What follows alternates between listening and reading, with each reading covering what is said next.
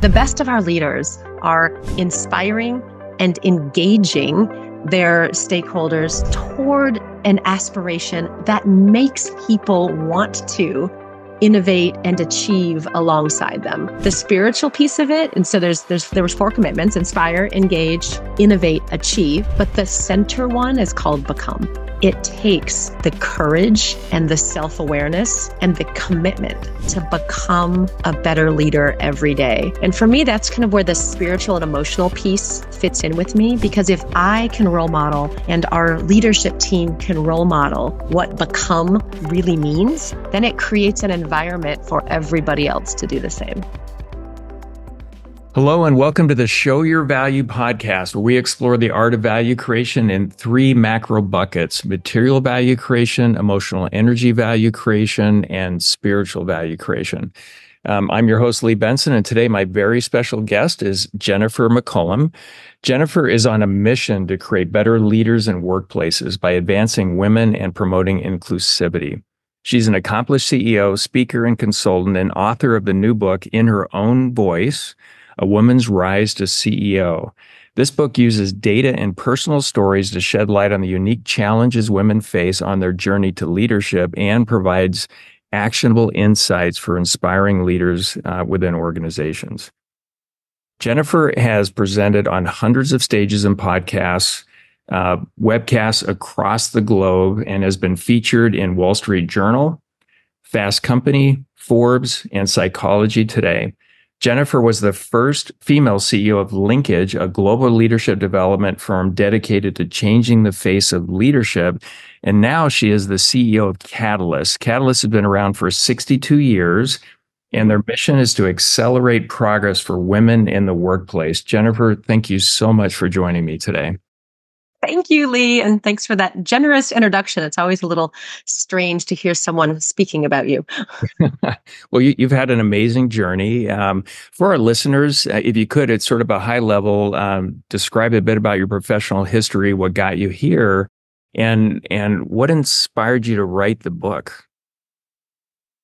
Well, I won't go too far back in my professional journey, but suffice it to say, it took me a decade or 2 to get really clear about my purpose.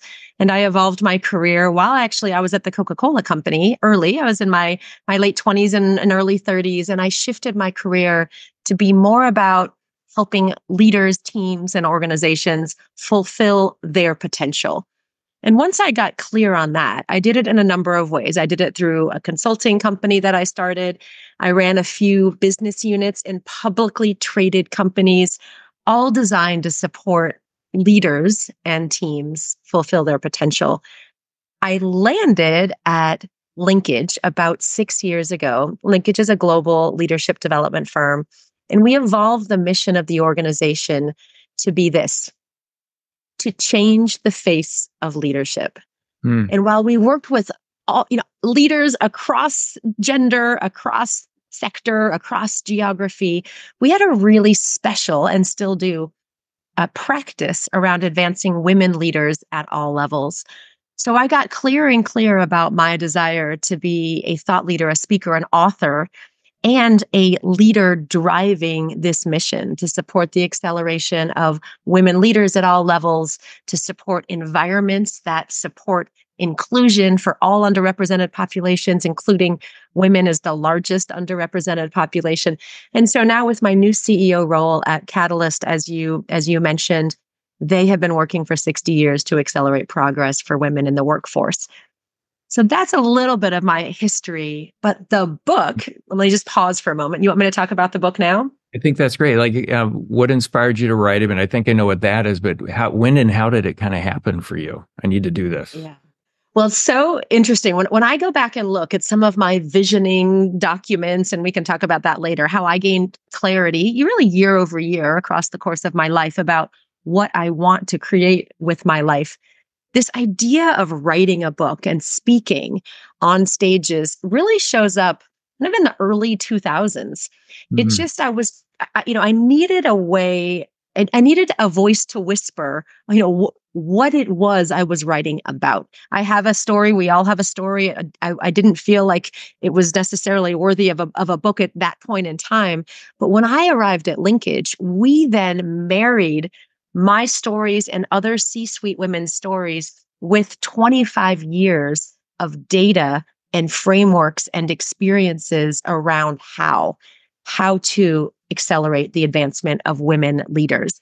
And so with the framework and with what was happening in the external environment, so this was during the COVID and the post-COVID years of kind of 2020 to 2022, I went to my senior leadership team and said, this is our chance. We're seeing the evolution in our data.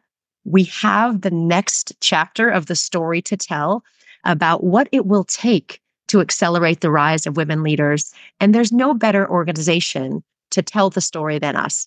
I am willing to author that story with your support. And that's really how it started. I love that.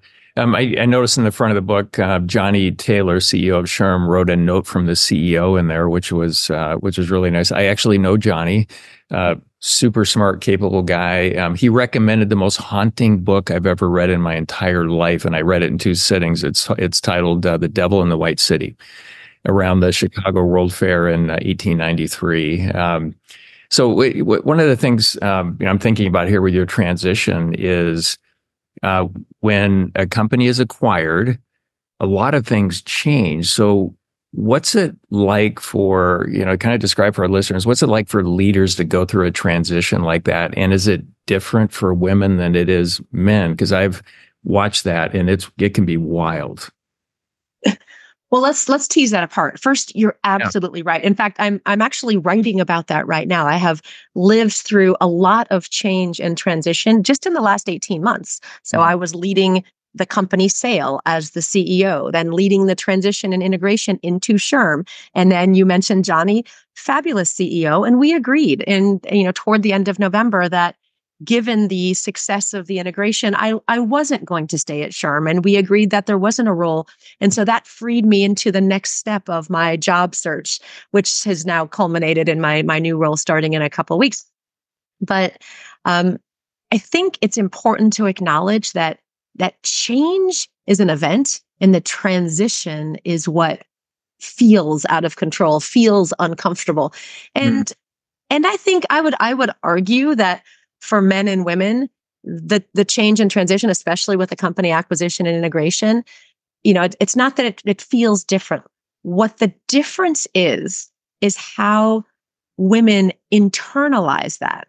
And so I will give you a specific example. The inner critic is something that is front and center in the book. And that inner critic is that voice in our head.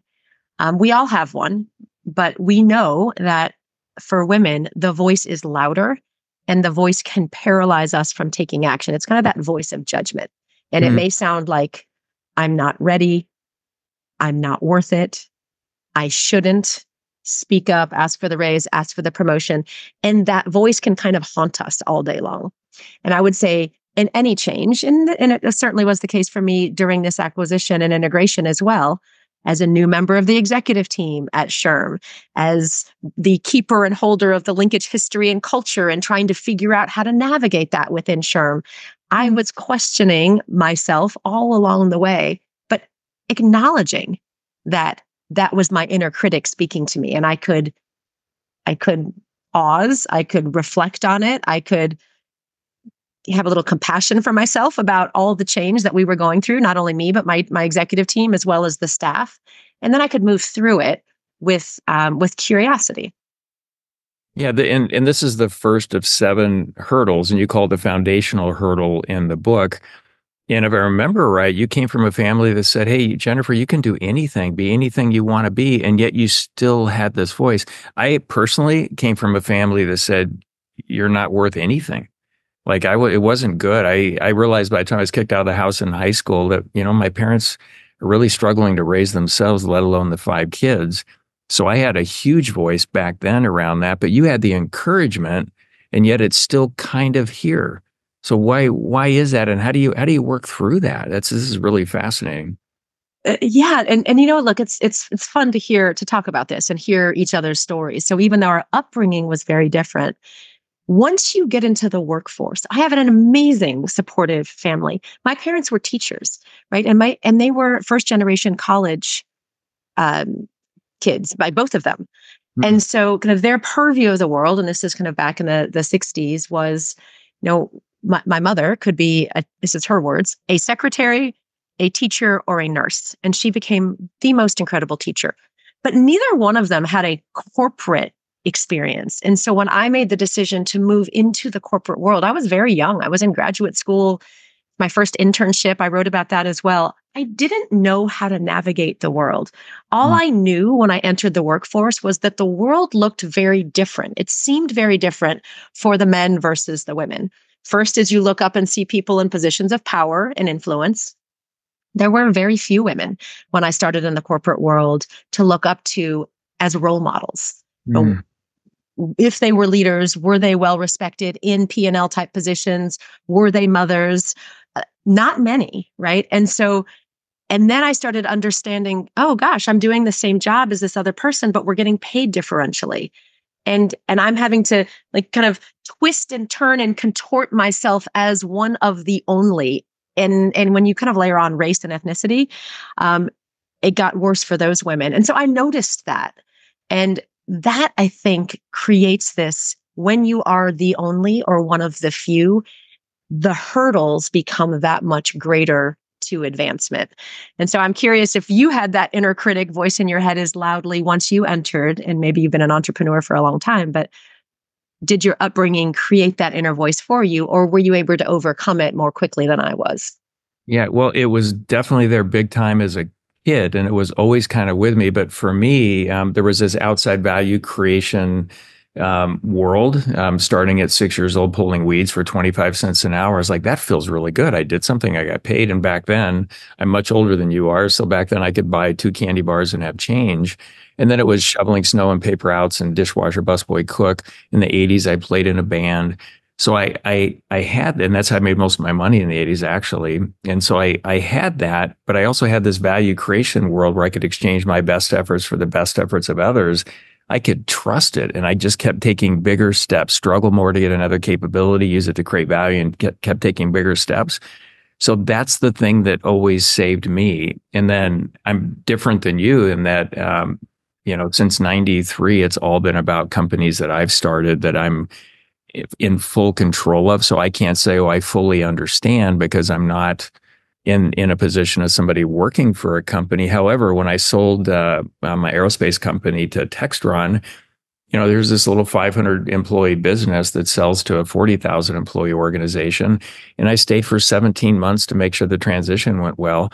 Now I had a real, I've worked with companies, a lot of companies like that, but it's totally different than being inside. Now I've got a good view of, or I had a good view of what it was like to be inside. It's completely different. Political games, all kinds of stuff.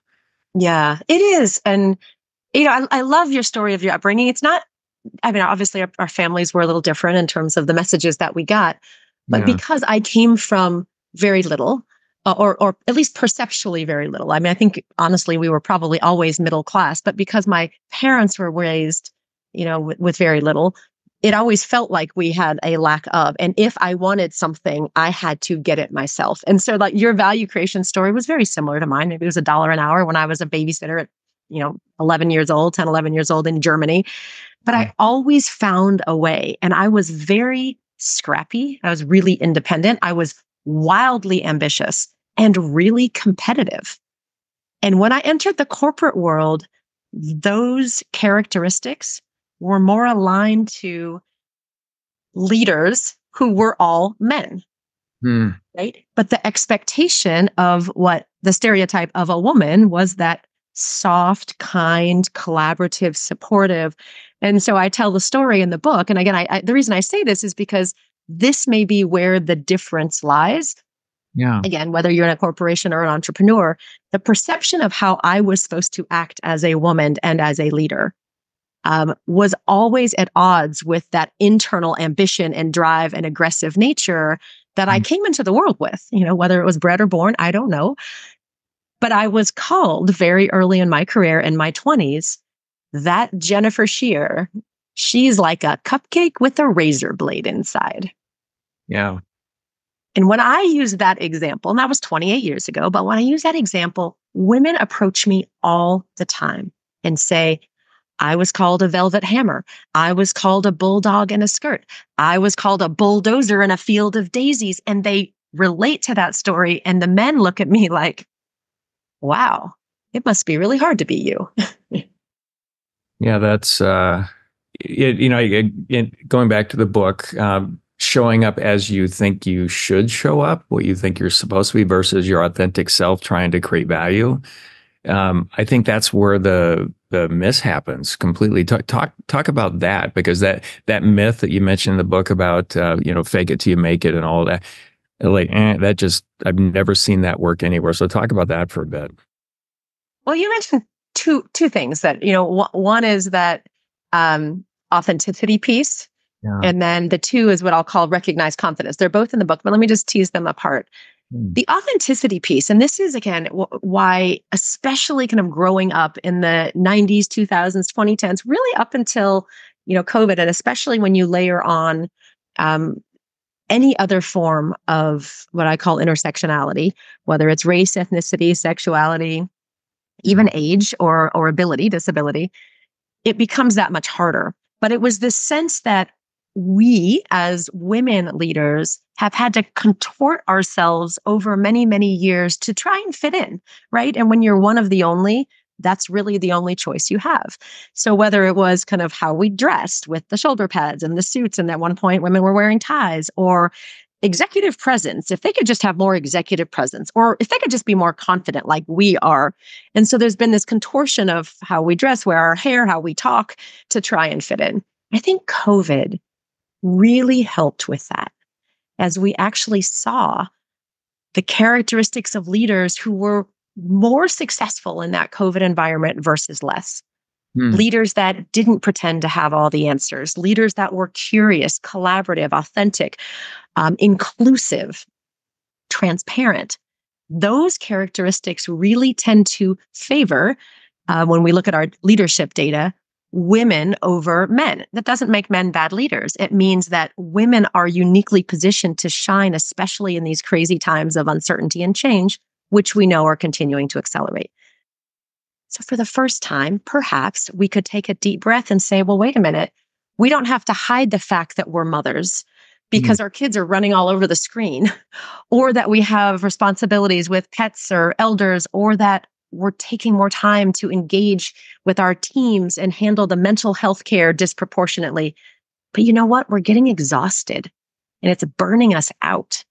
So this whole idea of how do we show up in our authenticity became a real theme that I think we can now capitalize on and not go backward. So let me pause there, and then I can talk about this imposter syndrome or fake it till you make it. Yeah, I think that's great, and I kind of marry the two together a little bit, because those that think they should show up a certain way often will present themselves as something that they're not until they feel like they are. So it gets into the imposter piece, but it's kind of a big area for me of not showing up authentically, pretending. And you talk about this in the book as well. Like a big opportunity is fixing the talent systems, getting that right. And the way I think about it is, I think we need to overhaul the value creation systems, because it's not just the people. It's like, how is each team designed to create value? How is it all interlinked together? Because when we're not clear about that, all the rest of the messiness gets even worse. Ooh, I want to learn more about that, because I think there's some synergy here and how even we're talking about systems. I'll actually tell the story about the kind of the fake it till you make it, because it leads to how we need systems of support, especially with the executive level action, which is primarily men. I mean, I think we need to acknowledge that 80% of the senior, 80+% of the senior leadership, from CEO down to the C-suite and the VP plus level are men, and largely white men. So we need to engage them in supporting the acceleration where everybody can rise and contribute. But this idea of fake it till you make it is because women, by and large, because we don't have those role models, examples, experience, networks, are more likely to lack confidence, and this is research based, not my opinion, as well as experience what we call the imposter syndrome, the sense that, people are going to find out that I have no idea what I'm doing. And this tends to happen when we're in a new experience, when I'm starting a new job, when I'm writing a book for the first time, and I can recognize it now.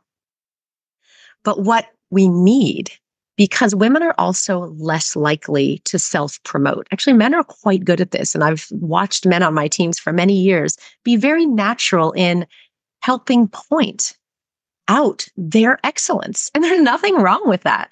It's just when women do it, we tend to do it less about ourselves and more about others. I want to acknowledge the team.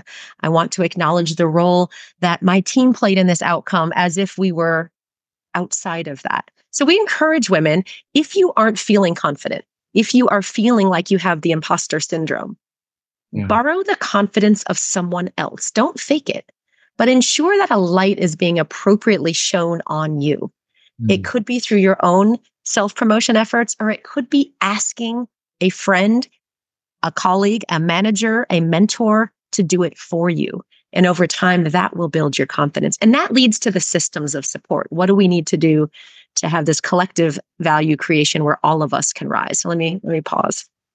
Yeah, I really love that. A little bit about my history. I've taught martial arts, and I did for about 23 years. And I noticed that the little girls by 4 years old can do fantastic. They're more self-aware, more situationally aware, socially. And the boys didn't even come close to that till they were 6 or 7 at maybe, sometimes even 8 years old before they could actually do it. So I realized, what, women are, and they're the master gender. They're way ahead. And what I notice in the workplace is, this is what I believe. I believe that women on average are smarter and emotionally tougher than men, and at the same time, less confident than men in the workplace. Like, oh my gosh, this is so interesting because there's so much more there than they even believe. Talk about that dynamic. Am I onto something? I mean, this is how I experience it, and I've worked with thousands of leaders. And this gets to where kind of external bias translates into internal bias. And I write about that early in the book because I think we have to acknowledge the systems that we live in. And it's worse in many other countries. But when you look at things like, there's the external bias around just similarity bias.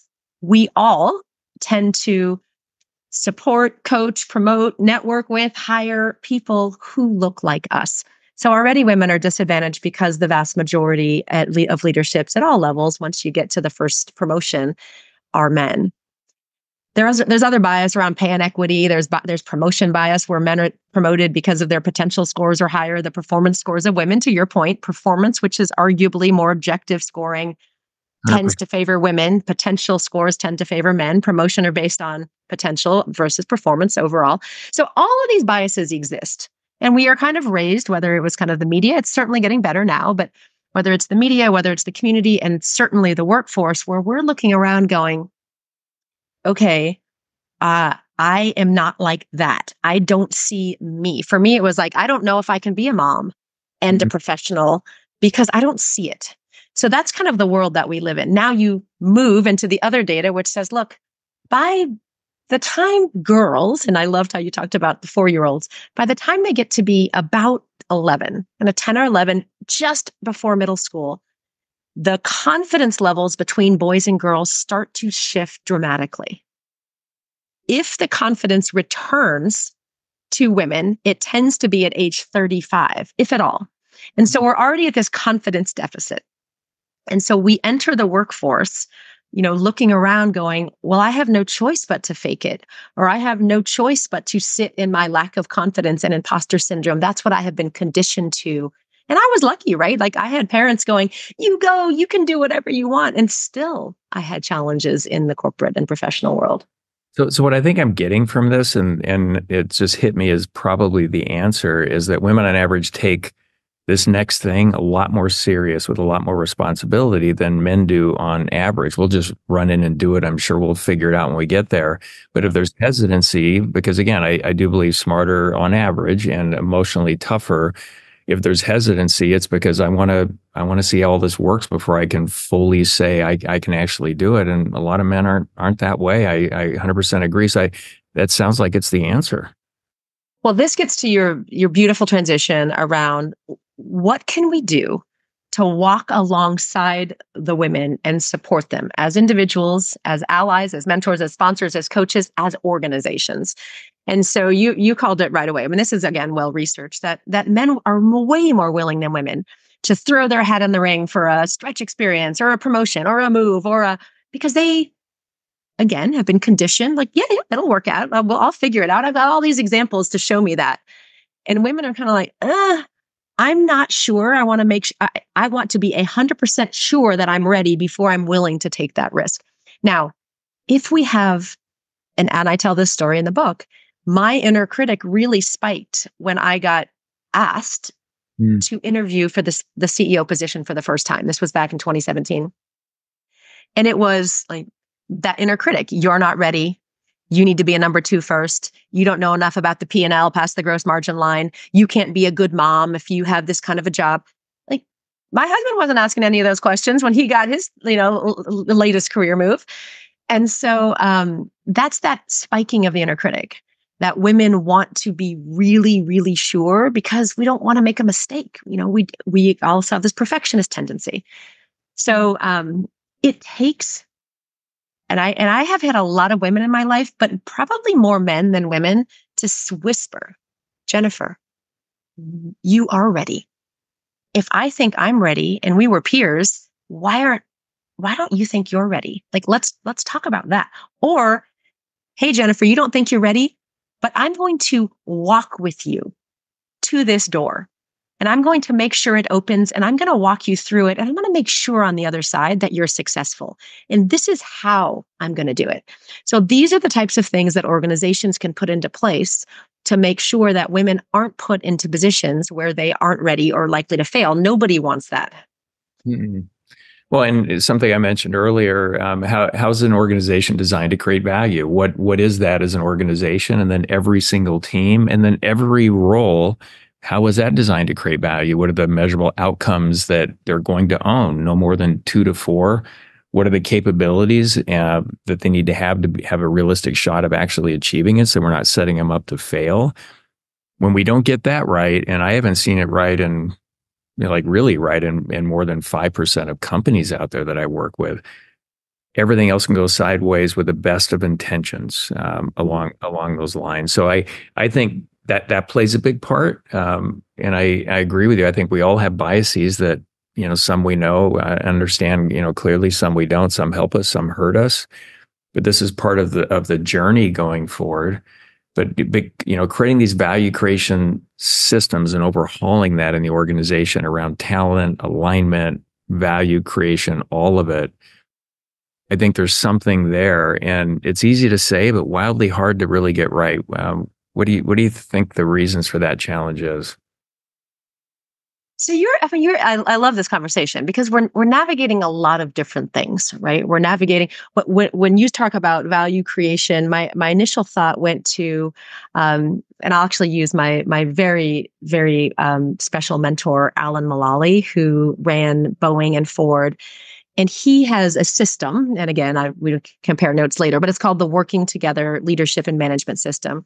And the Creating Value Roadmap is one piece of many that he's working on in an organization, alongside his leadership practices and principles, his senior leadership team, his governance structure, as well as what he calls the business plan review to ensure that we're all operating in alignment.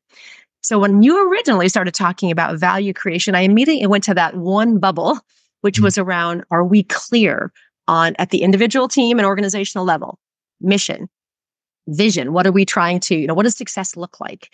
Strategy, how are we going to get there? Roles, what is my role in contributing to that? So to me, that is, and you're right, that's really hard to get right.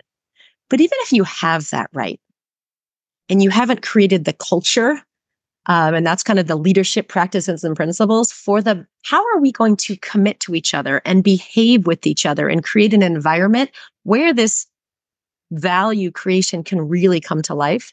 To me, I'm very curious about your perspective on the interplay of those things. Yeah, it doesn't matter if we get, in my view, if we get the alignment tools right, our mission, our vision, behaviors, leadership traits, whatever it is, they can look amazing. But if we don't operationalize it and have a clear purpose or reason how each of those alignment tools will create more value for the organization, which includes all stakeholders, team members, everybody, communities we engage with, then it doesn't matter. So I think that's a challenge that too many organizations, in my experience, get caught up in the conversation, the design of the alignment tools, which are more of a marketing tool, instead of operationalizing. Because I believe before an organization even develops a mission statement, they should have a purpose for that. Like if we have a mission statement, how will it make us measurably better? Like I like, for example, for a mission to tell customers in a compelling way why they should do business with us and tell every employee why they get a paycheck. Because if we don't create that value, our jobs are in jeopardy. That's simple.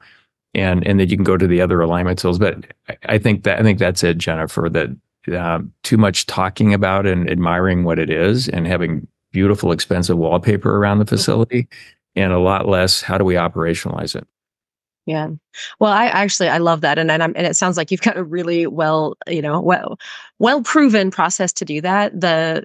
I committed to Alan that in every organization that I lead from Linkage on, we will bring in what's called the business plan review, which is the structure, the operationalization structure for how the mission, the vision, the value creation comes to life very, very specifically, with every member of the leadership team owning pieces of it and working together to ensure on a weekly basis that we truly understand what is on plan, what is, where are the warning signs because it's moving in the wrong direction? Where are we off plan?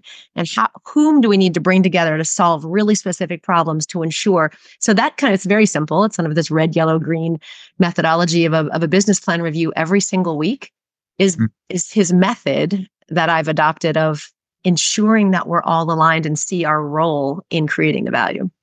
Yeah. Yeah. One of the questions I love to ask team members when I go to work with somebody new, senior level, middle management, frontline team members, whatever, is how do you create value for this organization?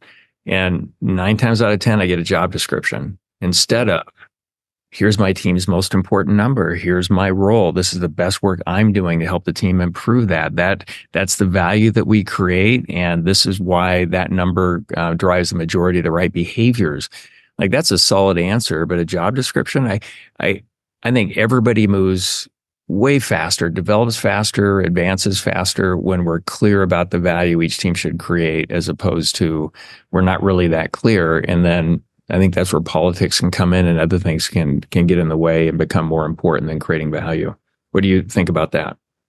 So I love the clarity at the individual and the team level. What I'd love to explore, and this is actually super helpful for me, by the way, as I move into my new CEO role, what I'd love to explore is the interplay, because I find that today, like, every organization is a complex matrix organization.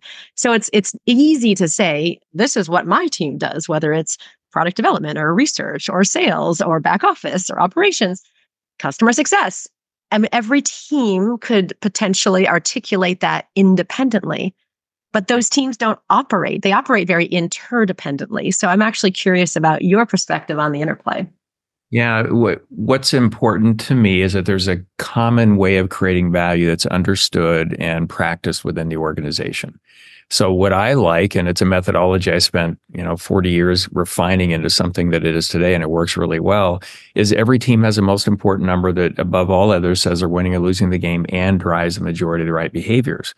And when it improves the next one up. So even if you had 10,000 teams, it wouldn't matter. This is how you get the alignment. And with a common language, what happens almost immediately, and I've done this with companies all over the planet, the cross-functional collaboration starts to happen. It's not a different language. So if I go from Susie's team to Jennifer's team. I'm going to be like, what's our most important number? Here's my role. What's the best work I can do to improve that? We're settling right in, not taking months or longer to get the lay of the land. So the cross-functional collaboration happens. Hey, this is what I'm doing to improve my most important number. What are you doing over there? Here's challenges that I'm having. And when you design it, and I love the red, yellow, green. When you design it, you can see who's on track or overdriving, who's at risk, who's behind, how it accretes up. And when I first put this together, I showed it to, which I'm sure you remember, Jack Welch. Showed it to him in 2011, and he told me, "Hey, this is the best business management system I've ever seen. If I was still running GE, I would make everybody do it." And he just said the transparency is scary to be able to see that clarity anywhere. And he actually became he and Susie Welch became owners in my current business, Execute to Win, or ETW, and became a wonderful friend and mentor. Like, you talk about the value of that, and a sponsor. He was kind of both for me out there in the world. It was fantastic. But that was my journey, is like, how do we get full alignment, make better decisions? What do we, what's the filter through which we make decisions? Value creation, how we do it, and then accountability. Yeah. So I kind of stop there. I could go on for days about this. It's pretty fascinating. Yeah. Yeah. And I think you're right. It's easy to talk about. It's very hard to execute. And so if you can actually support organizations in the behavior change toward that, and it sounds like you've got a great process, that's one of the biggest challenges as a CEO and as a senior leadership team. If we can come together and agree, how are we collectively, what is our mission? How are we creating value? What do we need to do to exponentially increase that and have greater impact internally, externally for our stakeholders? And once we agree on those, and maybe it doesn't always have to be top down, but what are the specific roles of each team, and how are we going to keep each other accountable? Where are the interdependencies? And that's why, at least with Alan's perspective, and this is what I did at Linkage as well, it took us all looking together at the same metrics at the same time every single week. And you could hear it. If there was a challenge, and it could be in the, could be in the lead gen numbers and the revenue, it could be in the customer success and the numbers there, it could be in the product development. If we could hear week after week, this is on yellow, we thought it was going to green, now it's actually going to red, we could see the trends very quickly and say, 3 weeks in a row, we need to take a time out and call a special attention meeting. Who is going to help solve this problem? How can we jump in together and look at it together? And that's, to me, it was really helpful because it was transparent and visible every single week. Yeah, I love that. And I'm not a fan of top-down command and control. I don't think that creates the most value at all. I think about value creation as team out. I also say, if you're not aligned at the top, what are you cascading out? Okay. In terms of alignment? And surprisingly, a lot of teams at the top really aren't even that aligned around that stuff. What's your experience? I have no idea. Yeah, you have the serious fireworks going off behind you. Well, here's my experience. And even as soon as I said it, it sounded like, well, the senior leadership team is going to get off in a dark corner and create this stuff. It's more about, are we continuing to scan the internal and external marketplace? And that can happen at any level and on any team. And are we continuing to be in alignment about what we said and what we did cascade out we wanted to do this year, across 3 years, across 5 years? Very few companies do 5-year planning because there's so much change happening. But, we committed to this together. And all of our teams are operating against what we said we wanted to do. How are we doing? Are we on plan, off plan? Is it one team, or is it a much bigger systemic thing that we need to solve? Like we had to actually, 18 months into running Linkage, I had to take a really serious offsite with the team and say, we have the plan. We just don't have the culture, and the behaviors are not supporting the execution of that plan. And we need to reset some expectations about how we commit to operating from the past into the future. And we need to lead the way there. And so that was the culture. That's why I asked you about the culture piece. I don't know if culture happens magically. I think you really have to work at creating the behaviors, the culture, the operating commitments that we have to each other. Yeah, and I agree. An intentional culture that connects culture to value creation um, is. I mean, it's hard. It's hard work to get it right, but then it catches fire on its own, and it's easy to sustain. That's my experience. And when I say value creation, we talked about this before the podcast started, but it really is the emotional energy piece, not just the material piece. Profitability, cash flow, all that. But the emotional energy value created, that's the X factor for leaders, and it's how they show up. A definition. I'm curious what you think, because your expertise is all around leadership development. But a definition of leadership that I love and use just about everywhere is that they get results and they foster an environment where every team member is intrinsically motivated and empowered to create more value over time.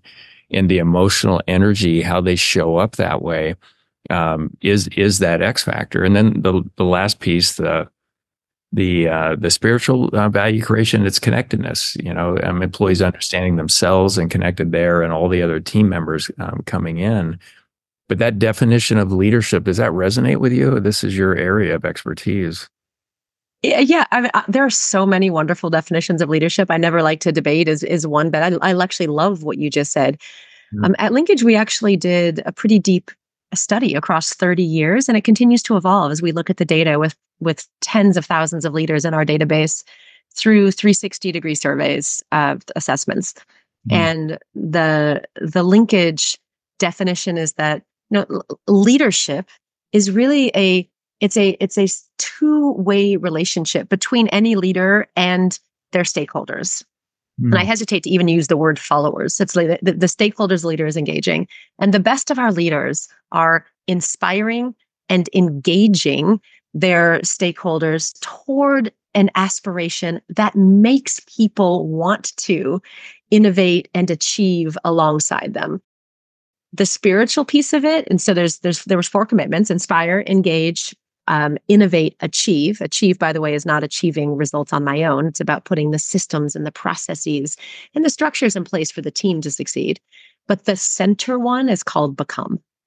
And Mm. become is actually an homage to Warren Bennis, who was one of the founder of leadership development at USC. He's no longer alive, but he was linked to Linkage for a long, long time and helped create our early leadership models. And his perspective was it takes the courage and the self-awareness and the commitment to become a better leader every day. And for me, that's kind of where the spiritual and emotional piece fits in with me, because if I can role model and our leadership team can role model what become really means, then it creates an environment for everybody else to do the same.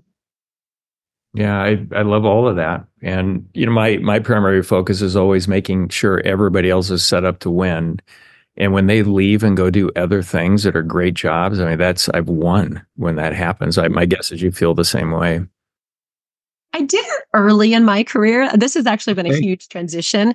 Early in my career, I was kind of ticked off that, like I've invested and here you are, you've evolved and developed, and now you're leaving. And it felt very personal. And I got some really good coaching. This was probably in my, 30s or maybe even early 40s, where it was like, wait a minute, Jennifer, as incredible team members decide that, their purpose or vision is aligned elsewhere, you have actually created an opportunity for not only for them to thrive, but for them to have an impact in a ripple effect far greater than potentially if they were to stay.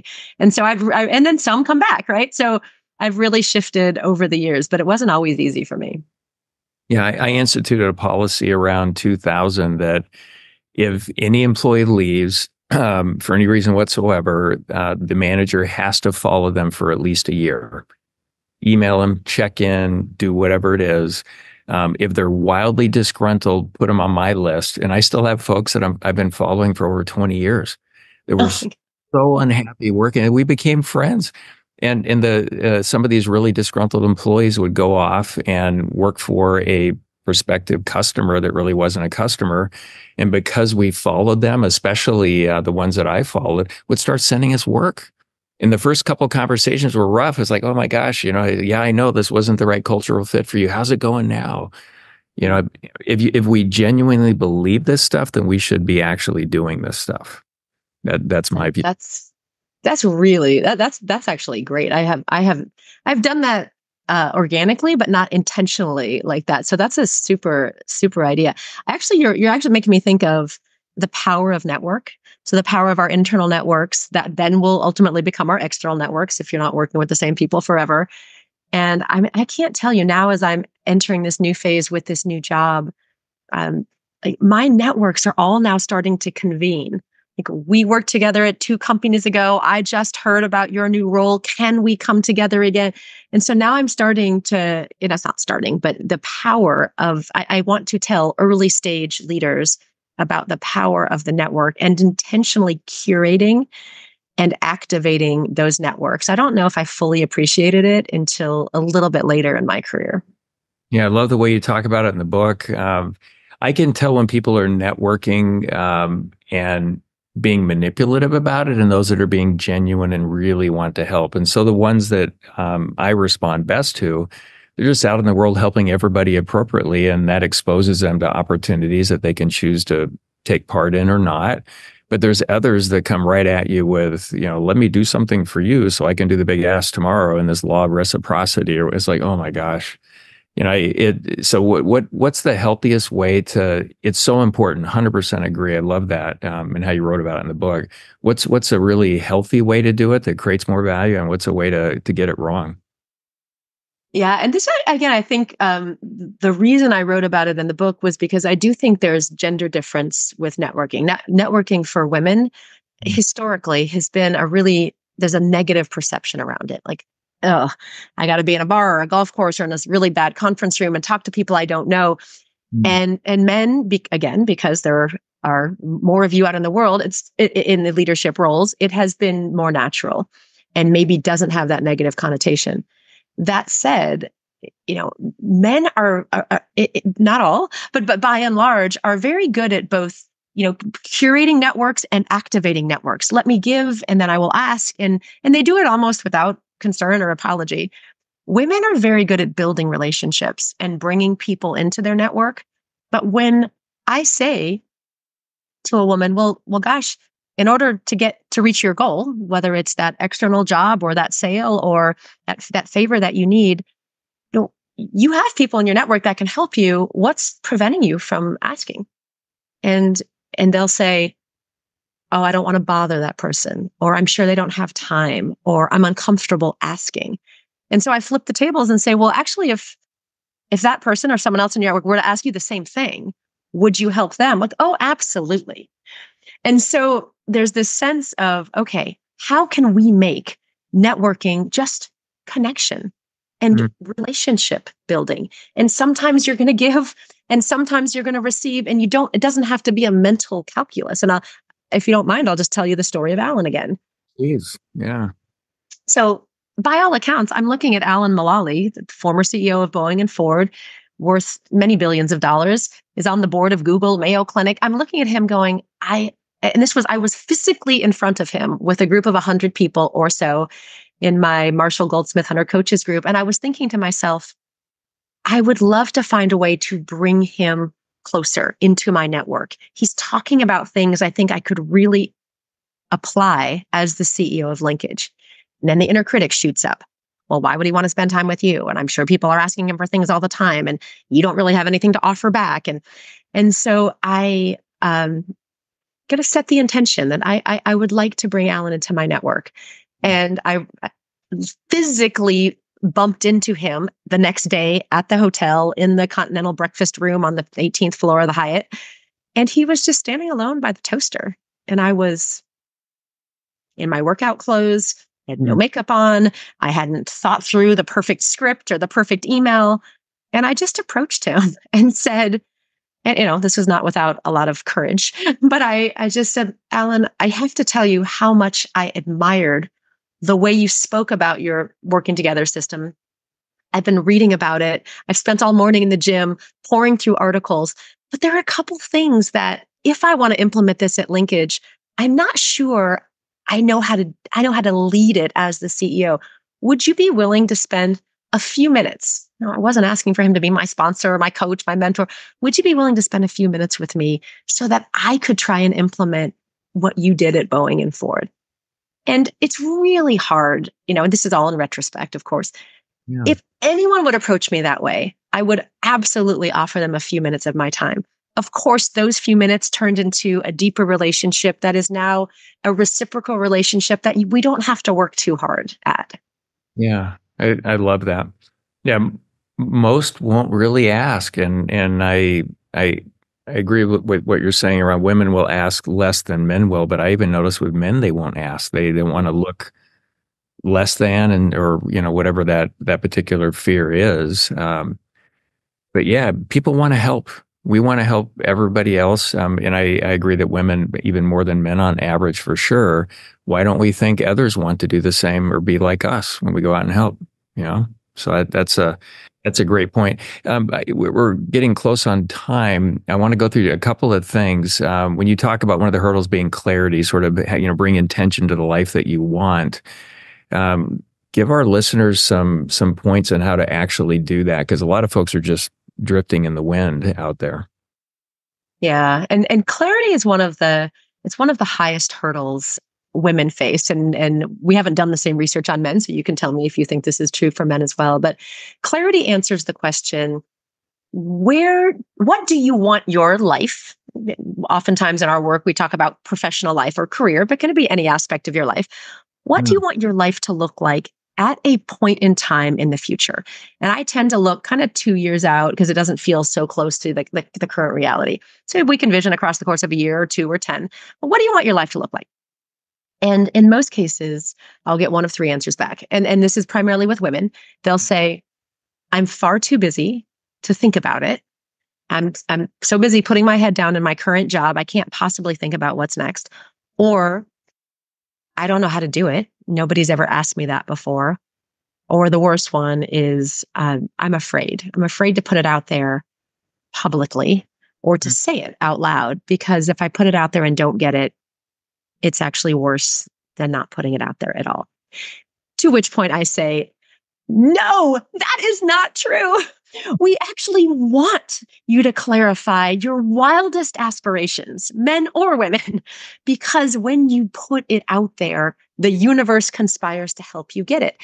We, people who care about you, want to help you achieve your aspirations. So, how do you do it? I Yeah. often say that first of all, there's exercises in the book about how do you get to a clarity statement? How do you do some visioning work to start to gain clarity about what it is you want? I have probably sold more copies of the book, this other book, than the authors. But there's a book called Designing Your Life, which is literally a step. It's out of Stanford with the design thinking professors. I think it's Dave Evans and Bill Burnett, if I don't have that wrong. But Mm. I'm working through that book now for the second time with a group of that we call ourselves the Visionistas. In fact, we just met this morning for 2 hours, and we're supporting each other in our clarity, because clarity is easier when you do it in the context of others, especially others who care about you. And once you are clear and you start to articulate that, honestly, that's exactly how I got the Linkage job. And that's exactly how I got the Catalyst job. I got so clear about what does success look like? What are the criteria? I actually just wrote a blog about that last week on my LinkedIn, if you want to find it. Yeah. That once you start sharing those, people go, oh, I have an idea for you. Actually, there's a person that can help you. Or you want to be on a public board. There's a woman in my network her purpose is to get women on public boards. I'm going to connect you with her. That's what happens when you start sharing even pieces of your clarity. Yeah. Yeah. I mean, all of us would be better off if we did that and did it well. What I notice with men is that confidence does not mean there's clarity around the life they're designed or intentionally designed to have. It's just, it's not there. I think most could do a better job here. And Yep. one of my maxims is do less better. And I think a lot of us are trying to do way too much, and we'd create maybe 2 to 5 times the value if we just pick the 3 or 4 things, creating 80% of the value in the workplace or our family, communities, et cetera. Yeah, I actually love that. And you're tying to the actually number one hurdle that women face, and it's called proving your value, which Mm. is the sense that many women have come to with, I hear this all the time. Well, I don't need to ask for the bonus or the raise or the next job because I just put my head down and let the work speak for itself. And I work harder and harder and harder. And I say yes to more and more and more. And then I get completely exhausted and burned out and realize that I might not even be excited about the work that I'm doing. And so Yeah. the idea of like, what are you inviting in and saying yes to? Does it align to the clarity about where you want to go? And no is a complete sentence. You don't have to do everything. And I'm learning that the hard way. When I left Linkage, I got a flurry of requests to speak and engage and podcast. And I said yes to way too many things and found that I didn't have enough time to be and to reflect and to think and to take care of myself. And so I've really started to shed a lot of the things that aren't bringing me as closer to where I want to be in terms of clarity or bringing me energy and joy. Yeah, love that. I feel like a lot of what we're talking about here is mindset. It's internal beliefs and all of it. And one of your earlier questions, do the voices still get me? Luckily, I've gotten to a place where I'm focusing on creating value over here. And when they start talking, I just look over and it's like, please shut up. I'm over here doing this. Like I'm aware of it, but it doesn't impact my decisions or what I do. But it took decades to figure that out. This isn't something that just happens. Yeah, and that's one of the things we teach is, and I love that, one, you're fully aware, and two, it doesn't seem to rock you at all. For me, and I don't know if I'm speaking for my entire gender, so that inner critic voice spikes. That what we try it regularly, every day, but we can teach all of us to become aware of it and to pause. So for you, you said shut up and move on. You didn't even have to pause. For me, and I'll use a more recent example. When I launched the book, it's only 6 months ago. Mm. My inner critic, it was tough. It's a vulnerable book. There's a lot of stories about my past. And my inner critic was like, who do you think you are as an author? You write your family holiday letters, but you have never written a book. And who are you to pitch this book to your friends, family, clients? So I had a lot of, inner critic. And it kind of took women and men in my network and my husband and people saying, look, I've read this book. It's actually really good. You are an author. But it took me a while to just realize that was compassion I needed for myself. I was like, this is new. It's a new thing. It's kind of scary to put a book out in the world. And that's okay. I am an author. My name is on the book. Now let's go out there and embrace it. Well, unlike most authors today, you took it serious. You wrote a real book, and there's a lot of just very thinly veiled business cards out there. So thank you for writing the book. And I recommend to the listeners that everybody reads it and lose all confirmation biases that you possibly can when you're reading through it. Get the intended value out of it, and then personally reflect, which I'm doing. How can I use what I learned in your book to create more value for me, all the people I work with, especially encouraging women and supporting them to create as much value as they can. Because one of the things I believe, Jennifer, is none of us has any idea what's possible for us. And for me, it's like it's all mindset. All the limitations are what's in our head, regardless of your life situation. Just about. So yeah, there's so much value there, and just open your mind. How do you apply it? Let's make the world a better place. And for me, it's all about creating value. Are we intentionally creating measurable, objectively measurable value in the world, or are we on the other side of the fence where we're taking value out of the world by somehow rigging the game? And we see examples of that everywhere. My mission in life really is to get more people on this value creation bus and grow the number of people intentionally doing that in a win-win way. That'll make the world a better place. Well, your clarity of purpose and how far you've come since your parents told you that you wouldn't amount to anything, I think those are the words you used, is really impressive. And so as you speak, and I can hear it in your voice, I can see it in your face, it's very clear that what you're doing is very aligned to that purpose. So thank you. Well, thank you. And Jennifer, thanks for being here. If our listeners want to learn more about you, where can they go to do that? So if you want to find the book, you can get it anywhere that you get books, In Her Own Voice, A Woman's Rise to CEO. And I like what you said. This book is not an autobiography, nor is it just for women. It's for any woman who aspires to advance in her career and any person, executive or organization who wants to support them. And we all have a role to play in that. You can also find me on LinkedIn, Jennifer McCollum. And as the new CEO of Catalyst, I will also be on the catalyst.org website. That's great. And thank you again for being here. Really appreciate it. I've loved this conversation. Me too, Lee. Thank you. All right. And this has been the Show Your Value podcast, where we explore the art of value creation. If you got some value out of today's episode, please like and leave a review. And until next time, show your value to the world.